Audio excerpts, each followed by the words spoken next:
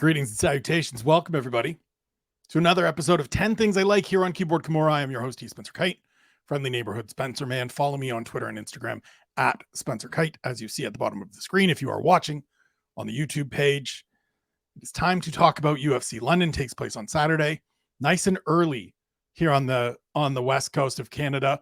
Programming alert. Just saw the tweet from my guy, Aaron Bronstetter from TSN. This show will air exclusively on UFC Fight Pass here in Canada. So if you do not have Fight Pass, go get it. That's where you will have to watch it.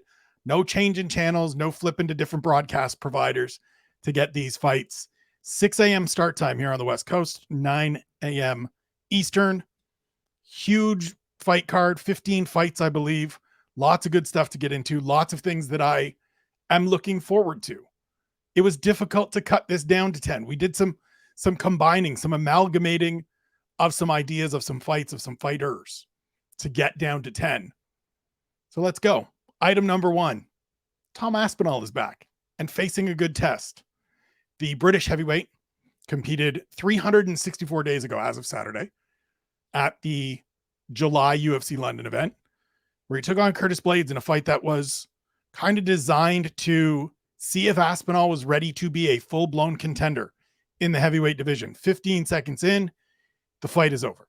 He throws an outside leg kick, catches Blades in the thigh as he returns his leg down and goes to step. Knee explodes, blows out his knee. He's out for this past year.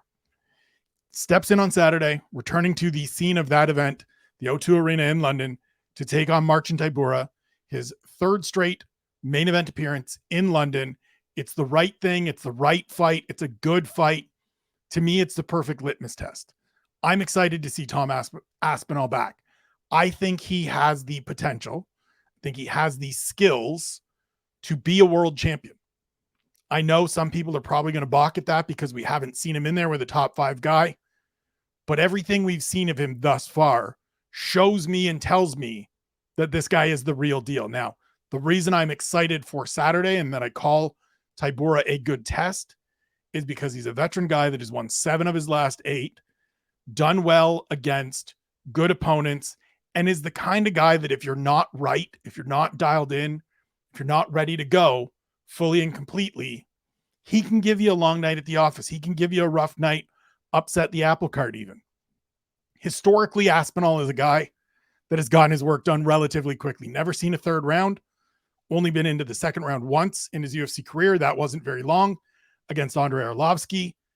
And so this is a perfect sort of measuring stick of where Aspinall is back. It's a chance for him to shake off any of the rust, kind of get back in the groove of things without being thrown back into another marquee matchup against one of these ascendant talents and top of the food chain kind of guys.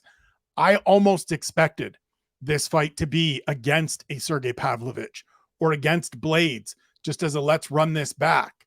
I'm happy to see. I was happy when it was announced that it was going to be Tybura because there's no need right now, given the state of the division, given the fact that fighters like Jailton Almeida and Sergey Spivak and the aforementioned Sergey Pavlovich have all continued to ascend over this past year while Aspinall has been on the sideline. You can drop him back in against a top 10 opponent, see where he's at, give him the opportunity to get a victory, to reintroduce himself in a way to the audience that maybe, wasn't fully convinced going into last summer's fight and now has had a year to sit and watch others move forward, give him a chance to get a victory, get moving in the right direction again. And then maybe later towards the end of the year, he gets a matchup with one of those top 5 guys or another one of the ascending fighters in this division. Item number 2, Wood versus Fili should be awesome. Nathaniel Wood and Andre Fili meet in a featherweight matchup that just, to me, when I think about it, when I look at it, when I see it on paper, when I play it out in my head, there's no way it's not a really fun, entertaining fight. Regardless of when it ends, how it plays out, where it takes place, these are 2 guys that are skilled, technical, aggressive, attacking, like to mix it up, like to perform for the crowd. Nathaniel Wood is 2-0 since moving to featherweight, has looked very good. Andre Fili is one of those tenured, battle-tested dudes that, while the record isn't great in the UFC, you got to look at who he's been in there with, right? He's one of these athletes that you've got to look beyond the wins and losses and see that the losses have come against guys like Max Holloway and Yair Rodriguez and very good tenured fighters in this division. It's a good test for Nathaniel Wood after 2 wins over Charles Rosa and Charles Jourdain to see just another one of those guys that's just on the outside of the top 15, to see if the young, not even young anymore, Nathan's 30 years old now, so not quite young, younger than me, to see if the British fighter can continue working forward, or if Fili becomes sort of that hurdle that he can't clear or that he needs to reset after. It should be a wildly entertaining fight on the main card. Really looking forward to that one, as well as the other featherweight fight we'll talk about here in a minute. Item number 3, a potential grappling match at middleweight. Paul Craig drops down to 185 pounds for the first time in his UFC career and takes on Andre Muniz, Brazilian Jiu-Jitsu black belt, who prior to his win over Uriah Hall and then his loss to Brendan Allen earlier this year, had earned 3 straight first-round submission wins by armbar. And I want to see these two just almost handshake agreement to just turn this into a no-gi grappling fight. Back in the day, and this is going to date me a little bit, but Chris Lytle used to kind of maybe unofficially, maybe officially, maybe not sure anybody's ever going to confirm it or deny it, go and find his opponent and be like, hey, why don't we go out here and get us fight of the night? Why don't we just agree we're going to go out here, we're going to bang it out on the feet, we're not going to grapple, we're just going to trade, and we're just going to try to grab that 50 grand, whatever the bonus was at the time. It might have even been 75 back in the day. And more often than not, that's what happened. They went out, they slugged it out, they got themselves a bonus. And that's how Chris Lytle became one of those guys that you absolutely wanted to watch every single time he competed. I kind of hope that Paul Craig and Andre Muniz come to a similar agreement at some point. Just say, look, you like to grapple, I like to grapple. Let's see who's the better grappler. We don't need to deal with any of this throwing punches, throwing kicks, trying to gauge our range and keep the other guy off. Let's just agree to get to the ground and go from there. Now, I don't know if you can just like pull guard immediately if you're either of these guys, because you don't necessarily want the other guy on top, but like, just let me get the grappling match that I want. There have been a few fights over the last couple of weeks.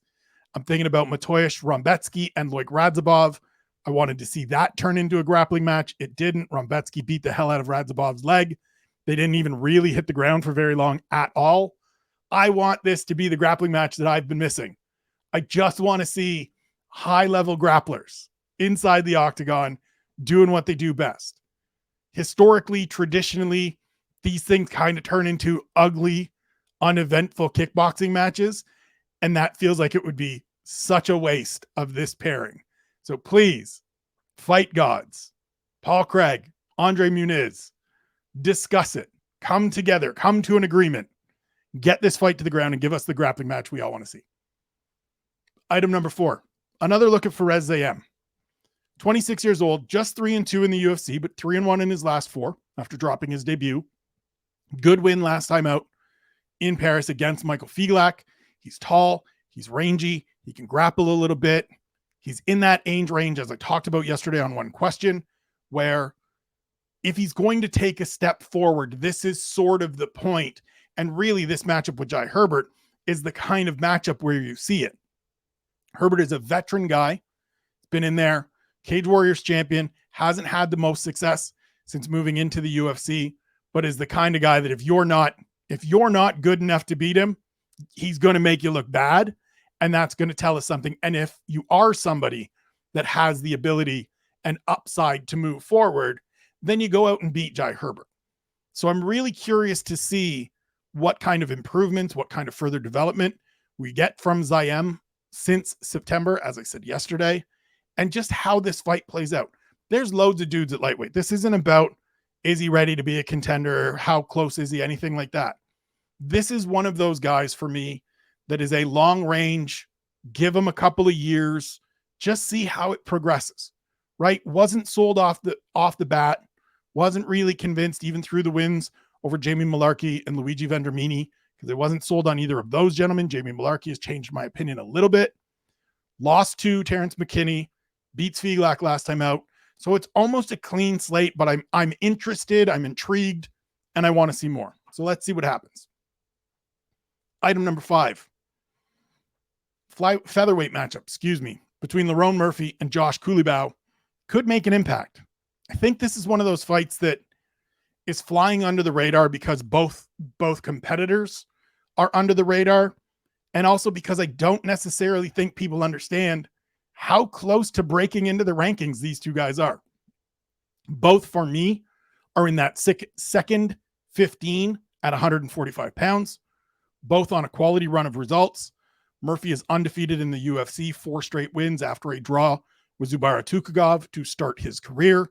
Culibao, 3-0-1 since moving to featherweight. Started that run with a draw against Charles Jourdain, second mention for Air Jourdain on this podcast, and then has won 3 straight, culminating last time out in February with a very good win.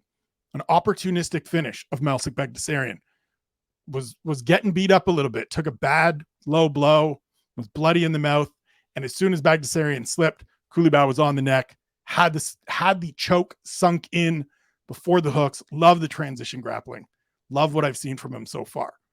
The winner of this fight should be facing one of those guys in the lower third of the top 15 at featherweight. Those are very good fighters. That's Edson Barbosa. That's Dan Ige. That's Sadiq Youssef. That's Alex Caceres. Those are good fighters. That's Movsar Evloev even. Those are good competitive fights. Those are intriguing fights with a couple people that still have upward mobility and upward ambitions in this division. These two guys are close. They haven't had the opportunity yet to face one of those marquee opponents that gets them into that ranking set, that moves them that step forward and elevates their profile that little bit that they need. But a good performance from either here really sets them into that group, I think, at least. And from there, it takes one more and you're in the top 10. And then we get a bunch of people that are like, where did Lerone Murphy or Josh Culibao come from? How come I didn't see this coming? This is where they came from. Saturday is going to be the road to the top 15, or the furthering down the road to the top 15 for one of these two athletes. And I think people should pay attention. Item number 6, Davey Grant never disappoints. Davey Grant has had 11 UFC appearances, and there's not a boring fight in the bunch. He's just 6-5 in the UFC, but he's earned finishes in his last 4 victories, always a ton of action in his fights. And if you've ever seen any interview with Davey Grant, I recommend the long sit down with John Gooden from a couple of years ago, but any interview with Davey Grant where he's talking to somebody for a little bit of an extended period, the dude genuinely loves being a fighter and stepping in there, like loves it, like passionately smiles and says, there's nothing better than this. What's better than going out there and proving and showing people that you're a badass? I'm with you, Davey Grant. Thank God for you. God bless you. I love seeing how much you love it. I love seeing you make the walk, especially given that there was a period of time there where he couldn't get by injuries, where he couldn't get healthy, where it seemed like he wasn't going to get to enjoy this kind of career. Now he's coming off that weird sort of awkward finish over Rafael Assunção earlier this year. It's a good win. It's a good performance. He's a steely, stalwart veteran, 37 years old, 38 in December. You know he's going out there on Saturday against Daniel Marcos, looking to protect his spot. This is a guy that doesn't want to. I'm sure, I haven't had a chance to talk to him lately, but I'm sure that Adrian Yanez fight still bugs him, because I'm sure a veteran guy like that doesn't want to lose to one of these young up-and-comers, one of these ascendant guys that takes his spot and moves him backwards a step. Not in a bad way, not in a hold a grudge, miserable about it kind of way, but just from a competitive standpoint. And that's what Saturday is. Marcos looked good in his debut against Simon Oliveira. Now he gets Grant. It should be another banger of a fight. They always are when Davey Grant's involved. And I can't wait to see it, man. I love this dude. I'm always here for a Davey Grant fight. Item number 7, Yoel Alvarez returns. Ending a 17-month hiatus. Hasn't fought since February of last year when he lost to Arman Saryukin. Certainly a defeat that has aged perfectly well, perfectly fine. Not one that you're going to be disappointed about all that much. The losses, as I said, Saryukin, Demirosh, Magulov before that. Some very good wins in between there, good finishes over skilled fighters, including Joe Duffy, including Thiago Moises, who I think very highly of. And I'm so interested in this fight against Mark Jacasey because Alvarez feels like a guy to me that can be something at 55. Good length, good finishing instincts, good size and feel, especially on the ground, but also in tight in the clinch. Beat Thiago Moises up with elbows inside. But this is one of those fights to me where we're going to find out if you're going to be a guy, if you're going to be someone that goes forward. And this is like, to me, the elevated version of the Fares Ziam Jai Herbert fight, right? They're a little further down in the pecking order, but then you get to Alvarez and Jacasey. And this is, if you're going to be a guy, you beat Mark Jacasey. That solidifies you in the second 15 and brings you a little bit closer to the top 15. Whereas for Ziam and Jai Herbert, it proves that you can move into that middle class and solidify yourself in that middle class. So interested to see this guy return. I liked him. I think I picked him going into the fight with Arman Saryukin, so that didn't work out well for me, but he's back. I'm happy to see him. It's been too long since he's competed. This should be an interesting, a good test, a good chance to make another read and get another assessment of where Yoel Alvarez fits in this division right now. Item number 8, young heavyweights clash. I don't know how good either Mick Parkin or Jamal Pogues will end up being down the road. But if you want to give me two 27-year-old heavyweights that are just getting started, I'm in. As I say all the time on this series, I am a simple man. Fist fights, pizza, dogs. Included in that fist fights, the little subheading, the little drop-down bracket, there's a little folder for prospects. Especially, and then subdivide that even more down into heavyweight prospects. We talk all the time about wanting to see new names and new bodies and somebody come in to mix things up and give us just a new look and a new flavor. Here we go. Parkin's 6-0 as a pro, trains with KSW champ Phil DeFries, who's coming off a very good win again last weekend, 9 straight, I believe, for the former UFC fighter. Also trains with Tom Aspinall, the headliner here this weekend. Bunch of other good guys. So far looks the part. Jamal Pogues is at Syndicate, works at the PI now as well. 10-3, Contender Series grad, was a very good prospect through the amateur ranks and early into his career, even before getting to heavyweight. Let's just see, man. Like, this is one of those things that 2-3 years from now, who knows where these guys are at? We'll have a sense, right? As they get through these first 1, 2, 3 fights, we'll develop a sense for how good they might be or how far they might be able to go, where they're going to top out, where they're going to max out. But for right now, they're unknown commodities. They're unfinished projects.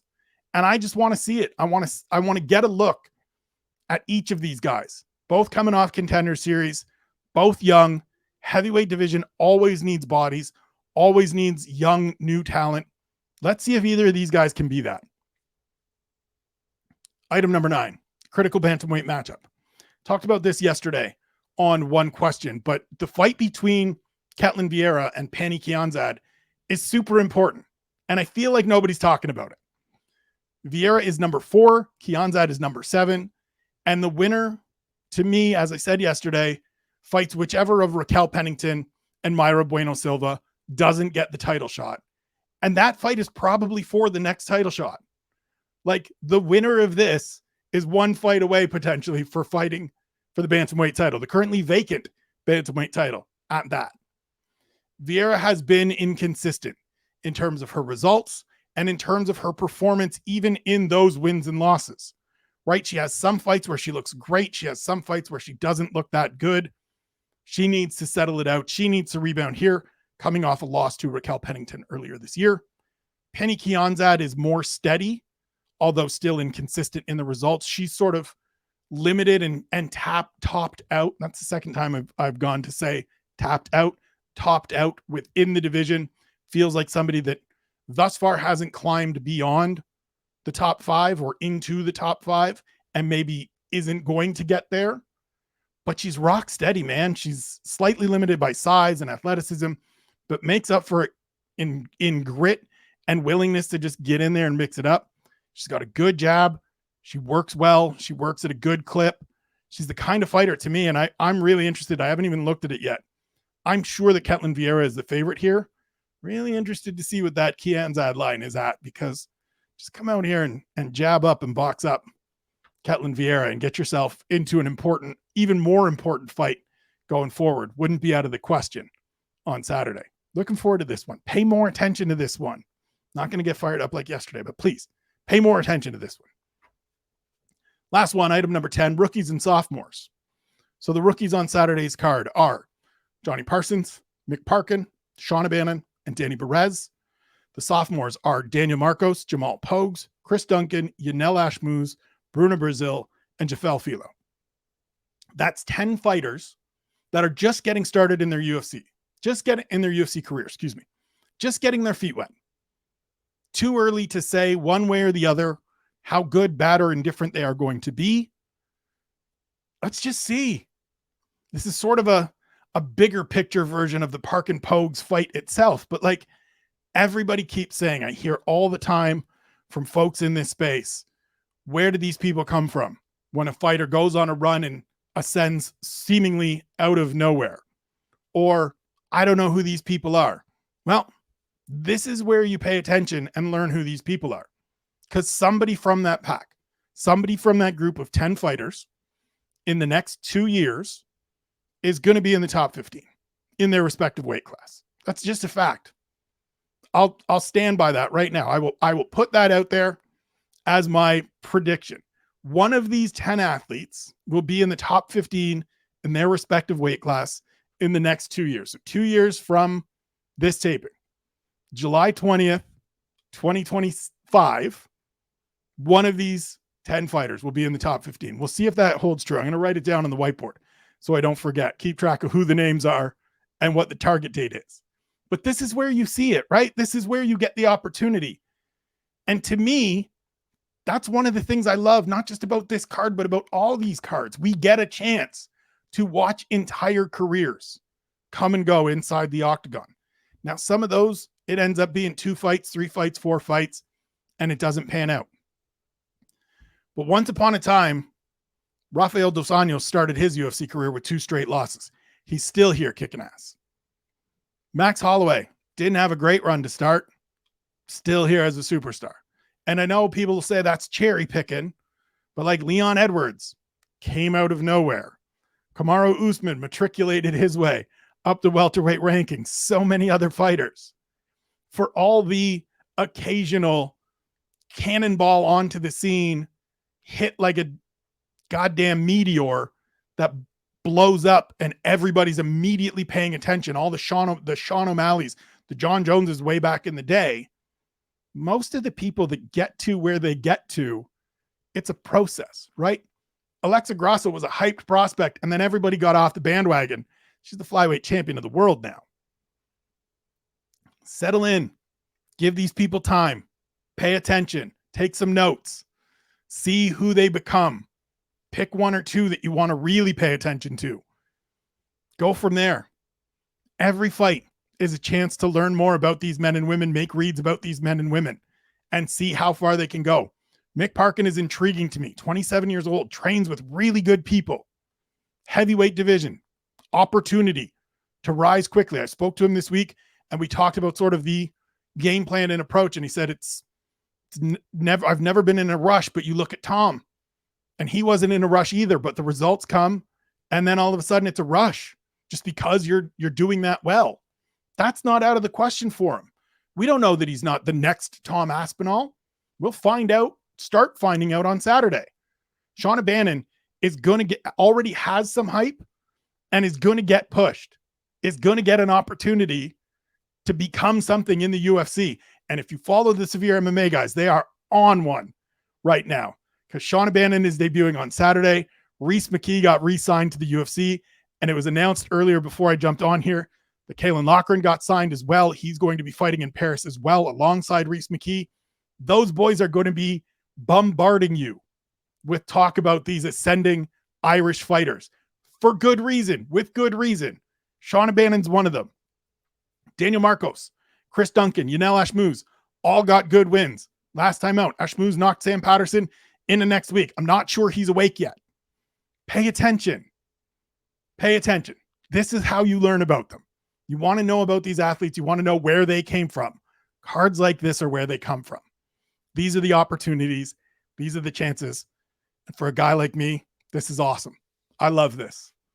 Saturday morning, going to do a full English, sit down with a cup of coffee. I may even have to go tea just to really complete things. A nice cuppa and fist fights at 6 a.m. Going to be outstanding. Looking forward to it. I hope you enjoyed the show. I hope you are now a little bit more excited for Saturday. As I said, if you are in Canada, listening in Canada, watching in Canada, exclusively on Fight Pass, thank you, Aaron Bronstetter, for letting that be known on a Thursday afternoon.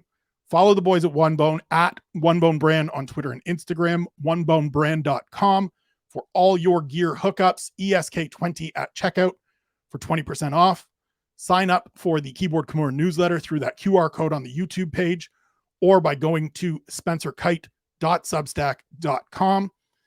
$3, $5, or $50. However you sign up, I appreciate it.